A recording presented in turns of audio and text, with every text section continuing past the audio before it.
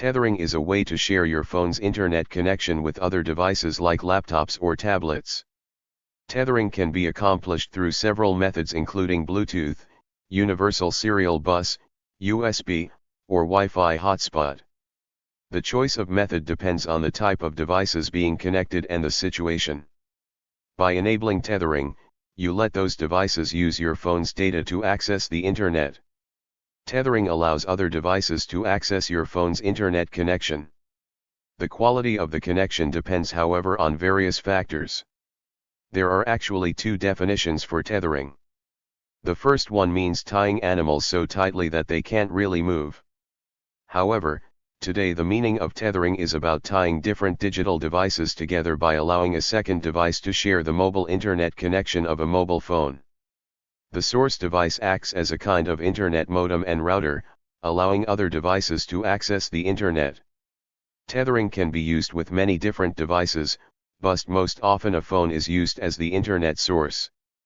Other smartphones, desktop computers, and tablets benefit from the connection. Tethering is mainly used when a device can't establish an internet connection on its own. The technology then allows this device to request access to the internet from the tethering device. It's supported by numerous phone manufacturers and operating systems, although they use slightly different names for it. Microsoft calls the function Internet sharing, Apple refers to it as a personal hotspot, and Android has the mobile hotspot option. Tethering or phone as modem, PAM, is the sharing of a mobile device's cellular data connection with other connected computers. It effectively turns the transmitting device into a modem to allow others to use its cellular network as a gateway for internet access. The sharing can be done wirelessly over wireless LAN, Wi-Fi, Bluetooth, IRDA, or by physical connection using a cable like USB. If tethering is done over Wi-Fi, the feature may be branded as a personal hotspot or mobile hotspot, and the transmitting mobile device would also act as a portable wireless access point, AP, which may also be protected using a password. Tethering over Bluetooth may use the personal area networking, PAN, profile between paired devices, or alternatively the dial-up networking, DUN, profile where the receiving device virtually dials the cellular network APN, typically using the number *99 hashtag. Mobile devices OS support. Many mobile devices are equipped with software to offer tethered internet access. Windows Mobile 6.5, Windows Phone 7, Android, starting from version 2.2, and iOS 3.0, or later, offer tethering over a Bluetooth PAN or a USB connection.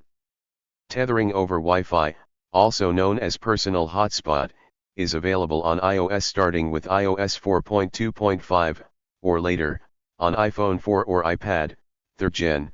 Certain Windows Mobile 6.5 devices like the HTC HD2, Windows Phone 7, 8, and 8.1 devices, varies by manufacturer and model, and certain Android phones, varies widely depending on carrier, manufacturer, and software version. For PCs, Windows added support for USB tethering devices since Windows 7.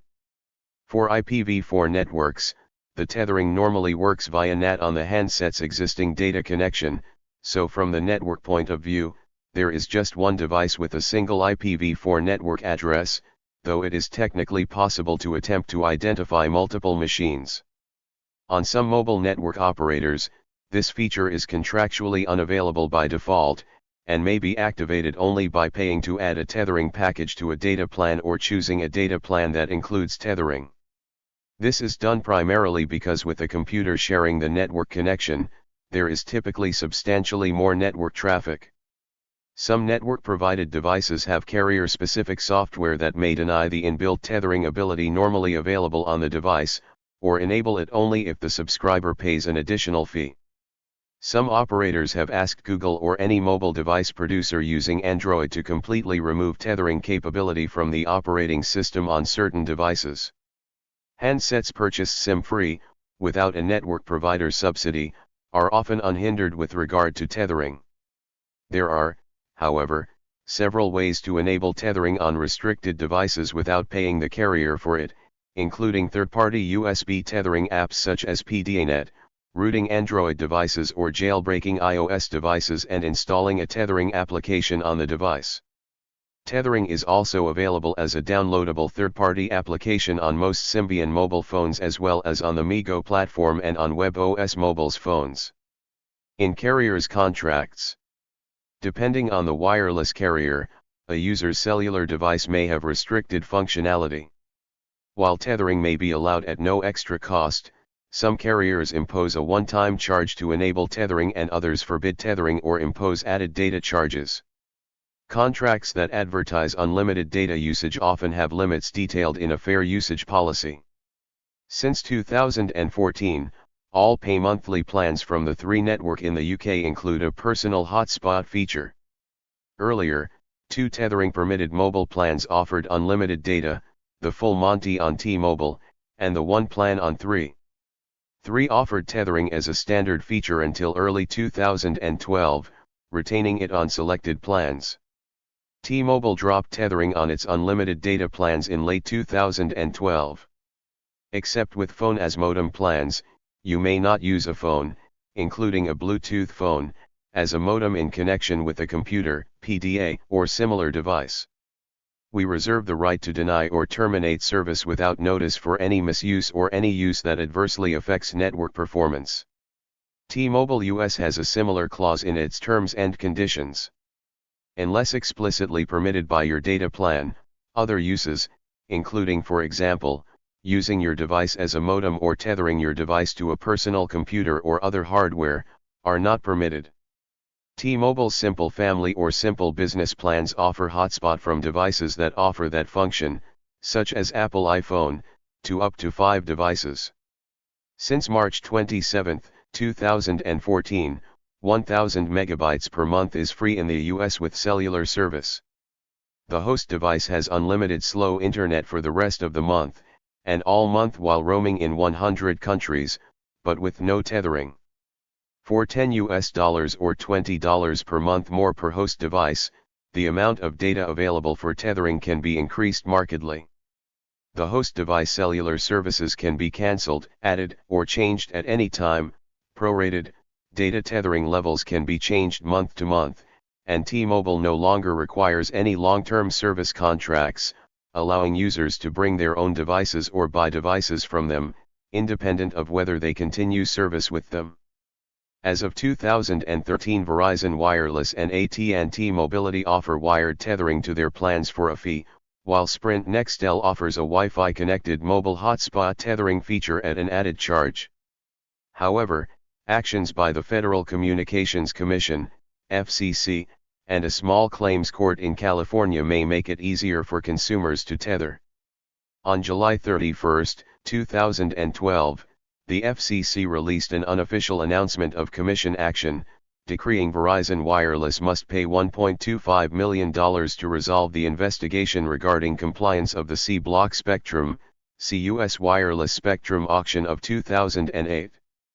The announcement also stated that Verizon recently revised its service offerings such that consumers on usage-based pricing plans may tether, using any application, without paying an additional fee. After that judgment, Verizon released Share Everything plans that enable tethering, however users must drop old plans they were grandfathered under, such as the unlimited data plans, and switch, or pay a tethering fee. In another instance, Judge Russell Nadel of the Ventura Superior Court awarded AT&T customer Matt Spocchiarelli $850, despite the fact that Spocchiarelli had violated his terms of service by jailbreaking his iPhone in order to fully utilize his iPhone's hardware. Spocchiarelli demonstrated that AT&T had unfairly throttled his data connection. His data shows that AT&T had been throttling his connection after approximately 2 GB of data was used. Spocchiarelli responded by creating a personal web page in order to provide information that allows others to file a similar lawsuit, commenting, "Hopefully with all this concrete data and the courts on our side, AT&T will be forced to change something. Let's just hope it chooses to go the way of Sprint, not T-Mobile." While T-Mobile did eventually allow tethering, On August 31, 2015, the company announced it will punish users who abuse its unlimited data by violating T-Mobile's rules on tethering, which unlike standard data does carry a 7 GB cap before throttling takes effect, by permanently kicking them off the unlimited plans and making users sign up for tiered data plans. T-Mobile mentioned that it was only a small handful of users who abused the tethering rules by using an Android app that masks T-Mobile's tethering monitoring and uses as much as 2 TBs per month, causing speed issues for most customers who do not abuse the rules. Germany has 3 major cellular providers. The biggest provider, Deutsche Telekom, only states that cellular services are only provided when used together with a mobile cellular device. Moreover, under point 11.5 of the cellular price list, it is very much prohibited to make a private cellular connection commercially or publicly available. However, the price list of cellular contracts specifically states that using your own device as a modem or personal hotspot for personal and private use is permitted. The next biggest cellular provider, Vodafone, also states in their mobile price list that they don't allow making the personal connection publicly available. A personal hotspot and especially tethering is on all mentioned contracts allowed. For example, the Vodafone Red 2016s with 2 GB up to the Vodafone Young 2020 XL with unlimited data encourage their users to share their data with another personal device. The third largest provider, Telefonica O2, generally sells cheaper contracts than the larger providers. With their O2 free unlimited contract, they explicitly stated that stationary non-battery operated Wi-Fi access points aren't allowed to be used the contract. Therefore, the German Society of Consumer Rights sued Telefonica O2. This clause conflicts with net neutrality, which was confirmed by the European Court of Justice. Germany's highest justice court also confirmed the illegality of contract clauses that would forbid Wi-Fi hotspots, tethering, and in this case cellular routers. Wi-Fi sharing. Wi-Fi sharing or Wi-Fi repeating is a form of tethering through wireless LAN but with a separate use case similar to a wireless repeater/extender. It allows a compatible device to tether its active Wi-Fi connection, without the involvement of cellular networks. It can be useful for example when traveling with multiple devices and not needing to register every device on a public network. Samsung and LG have released smartphones with this ability starting with the Galaxy S7 and V20. It is called Wi-Fi sharing on Samsung Galaxy and One UI. Google have also added this feature for the first time on the Pixel 3. Microsoft Windows computers also allow the sharing of an active Wi-Fi, or Ethernet, connection through tethering. See also Internet Connection Sharing, ICS.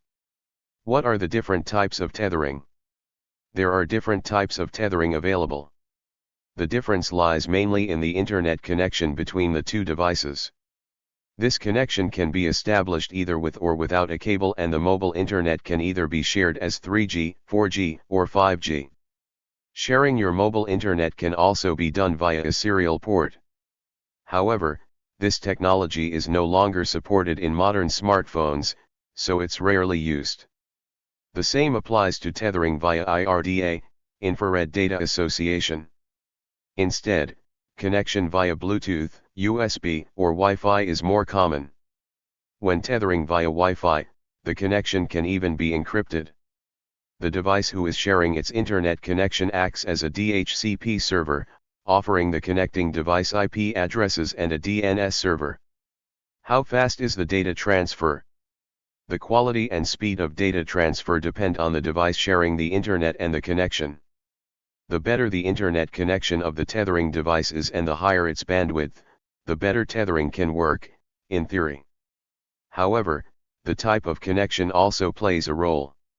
For example, a Bluetooth connection is generally very efficient at data transfer, so the speed is low. The distance between the devices can also have an impact on the speed. What are the limitations of tethering? Most modern smartphones are all capable of tethering.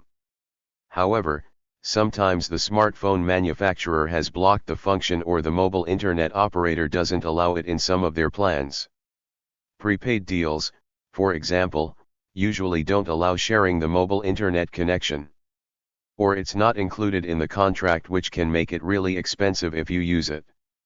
Some network operators allow the technology in principle, but data transfer is limited. Check with your phone manufacturer and your mobile network operator to be sure. Furthermore, you can connect only one additional device to the internet via tethering. The data used by other devices also counts towards your data usage limit. So, remember to pay attention that you'll stay within your limit to avoid extra costs. What are the pros and cons of tethering? Depending on the purpose of using the function, the internet connection and your network operator, tethering has advantages as well as disadvantages. Let's take a look. Benefits of tethering. Flexibility. The biggest benefit of tethering is the ability to connect devices to the internet that otherwise couldn't do it.